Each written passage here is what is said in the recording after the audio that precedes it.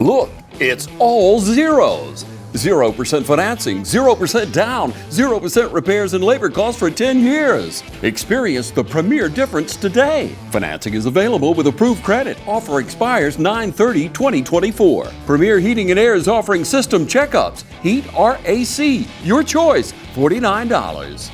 Free estimate restrictions may apply, and this offer can't be combined with other offers. Experience the premier difference today. Log on to dublin.premierishere.com. Premier Heating and Air, a locally owned and operated company.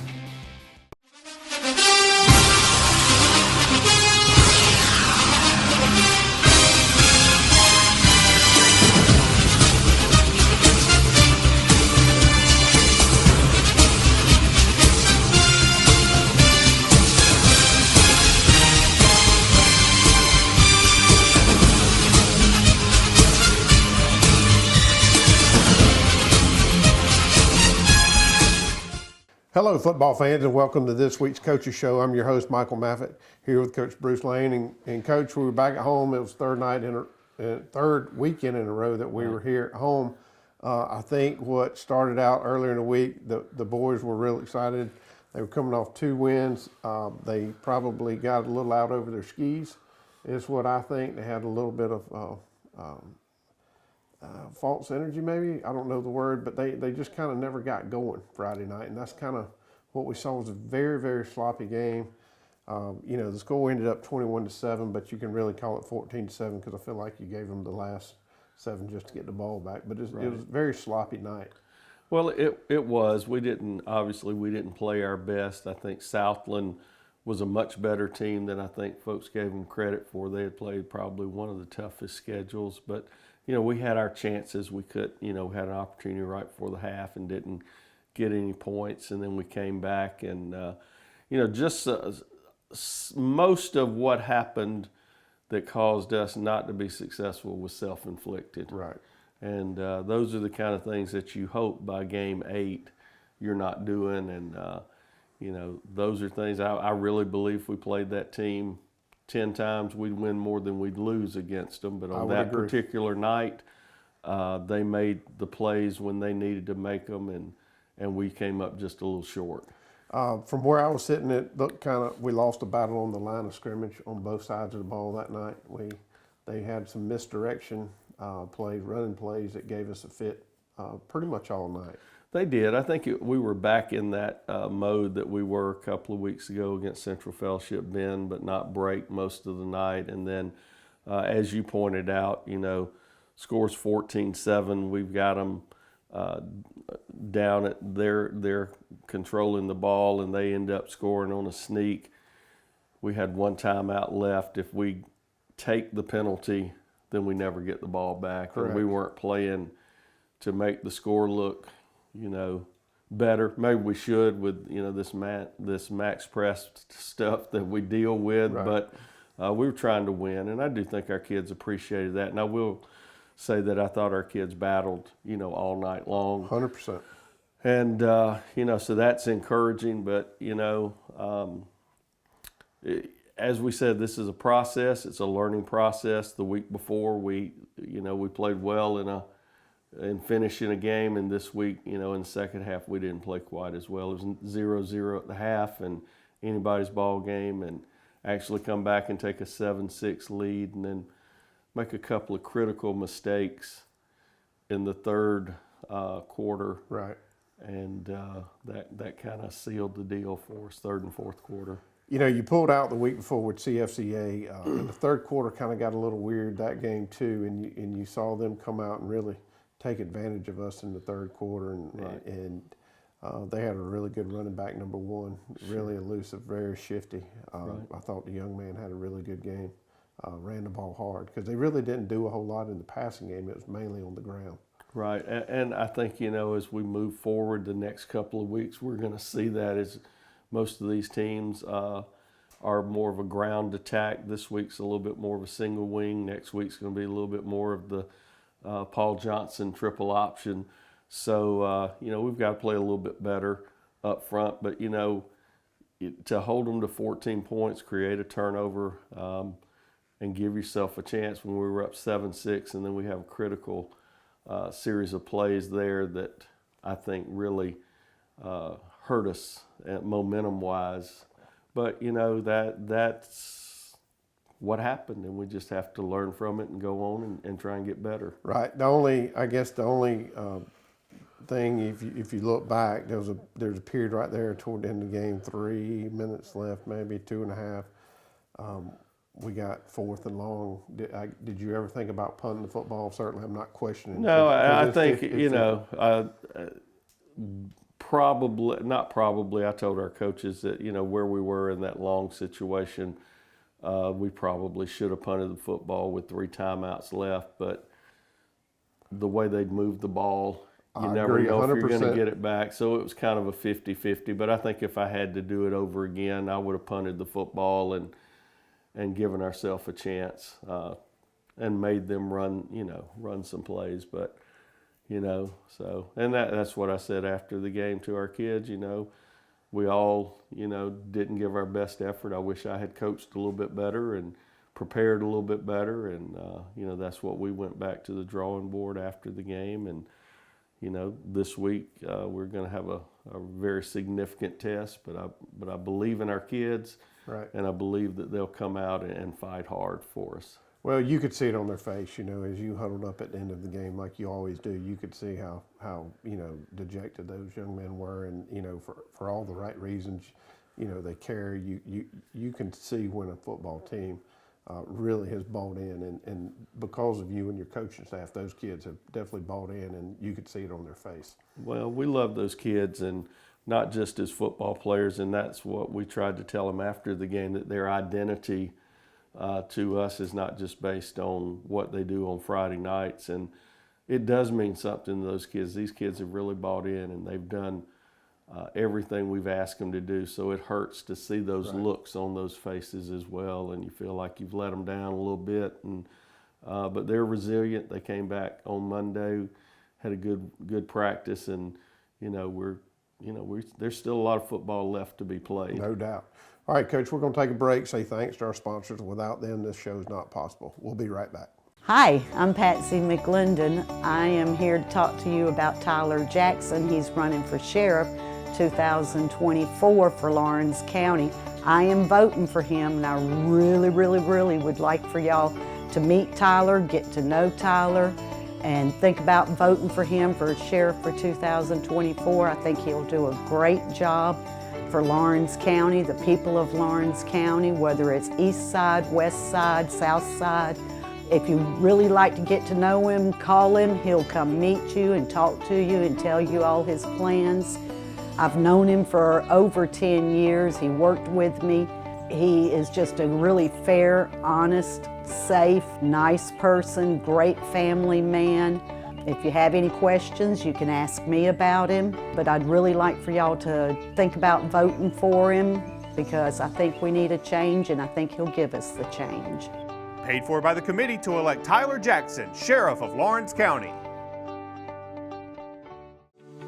At a time when the truth seems to be whatever you want it to be, the mission at Trinity Christian School is more essential for our families than it's ever been. Teaching the truth. At Trinity, we are a distinctly Christian school. We are Christ-centered, and we're committed to helping today's students prepare for a life as a Jesus follower. Trinity Christian School, making an impact on families for over 50 years. We invite you to come by today and take a tour. We're excited about the path that God is leading us on today. We are Trinity Christian School, teaching the truth since 1970. Hey, I'm Perry at Williamson's Bakery. For 60 years, my family's bakery has supported area athletic programs. And I would like to personally thank you for supporting us. And I'd also like to say, go Irish, go Falcons, go Raiders, and go Crusaders. Come in today for all your bread needs, your pies, your donuts, and all your birthday cakes. If you'd like to do a special order, give us a call at 272-3344. Check us out on Facebook as well. So if you need a special order for a tailgate, give us a call the day before. We'd love to take care of you.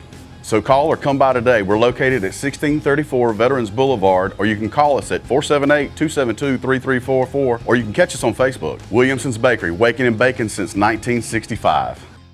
Georgia Pools is now your authorized RecTech dealer.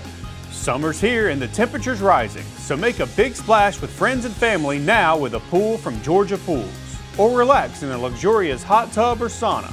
No down payments and easy financing. Don't wait a year for your pool. Georgia Pools has the manpower to get the job done. Georgia Pools has a large selection of pool chemicals and accessories. Come see our selection of Yeti coolers, tumblers, cups, and more. Call Georgia Pools today at 478-275-3607 or come by and see us at 1201 Hillcrest Parkway in Dublin. Georgia Pools, your authorized RecTech dealer.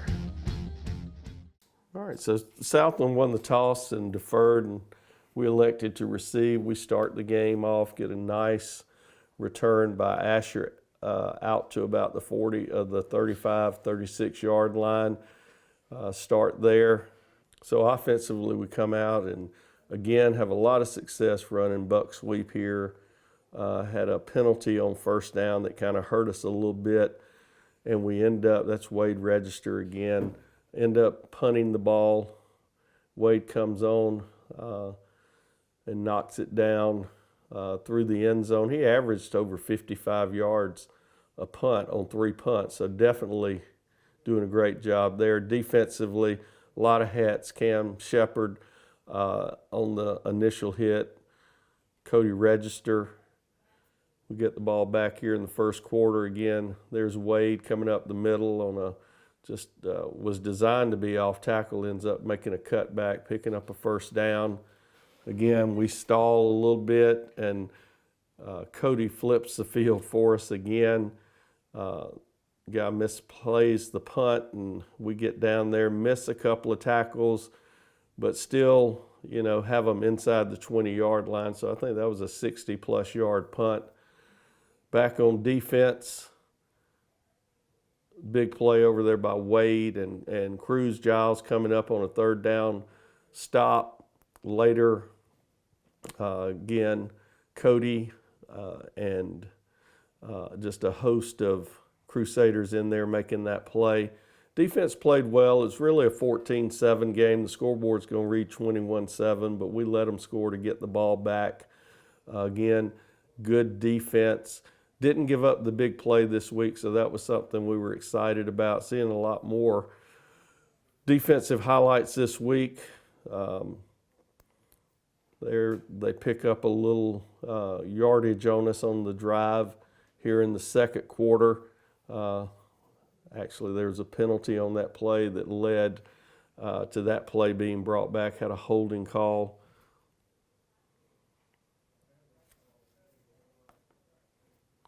Here we are back on offense. It's going to be a 20-yard completion from CP to Ben Helton, just a little seam route, and pick up a first down near midfield, still on that drive. Come back inside with a little power play, and Wade picks up 12 yards. So this is kind of our last possession of the half. Still on that drive, another 9-yard run. So we're kind of picking up some yardage there, trying to run a little pass play, a little crossing route. They do a good job picking it up. CP uses his speed and gets down in his feet and picks up a first down inside the 15. Unfortunately, that drive stalled. Come back here in the third quarter, big play by Jacob Solly and Wade Register. Wade had 19 total hits on the night. There's another nice little 24-yard gain, just second effort on his part to pick up a first down and get down into their territory. And we come back and we run a little screen pass off the jet sweep. Get a good block out there on the perimeter. Not necessarily a crushing block, but at least screens him off, and we score on a 34-yard screen play from CP to Wade, and then Wade comes in, knocks through the extra point, and it puts us up 7-6 at that point in the game. Follow that up with a kickoff into the end zone for another touchback, and again gives our defense pretty good. Here we are in fourth quarter, trying to come out, throw the football. Ben Helton, who's been a very consistent receiver, for a 9-yard gain. This is the last possession of the game for us. Wade comes up with a nice 21-yard run, and we're in our hurry-up mode there. And that kind of ended the night. It was a 21-7 defeat to Southland, but our kids played really hard, very proud of them, and just looking forward to seeing our kids get after it this week. Hi, I'm Kyle Gerard with A+ Flooring and Construction. We've grown a lot here in this company the last few years. We've expanded to Eastman, Georgia, 234 Main Street, 478-559-1280. We can do everything from floors to doors to roofs to new builds. If you can dream it, we can build it. So you come see us either in Dublin, Georgia or in Eastman, Georgia. We'll be glad to service you. This month is Breast Cancer Awareness Month, and once again, Dublin Nissan is joining the fight against this terrible disease. Hi, I'm Don Carswell, and our team here at Dublin Nissan is asking you to join us in this fight. For every car serviced or sold this month, we will be making a donation to our local agency partners.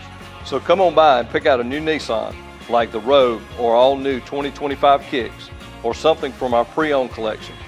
Then our team will make you a no-hassle deal, and we can continue the fight against breast cancer. Join the fitness community at Fairview Fitness Center, open 24 hours with staffed hours every day. We have professional trainers and classes including yoga, aerobics, water aerobics. Join today and start off with a fitness orientation for our free weights and our machine weights. Come check out our basketball and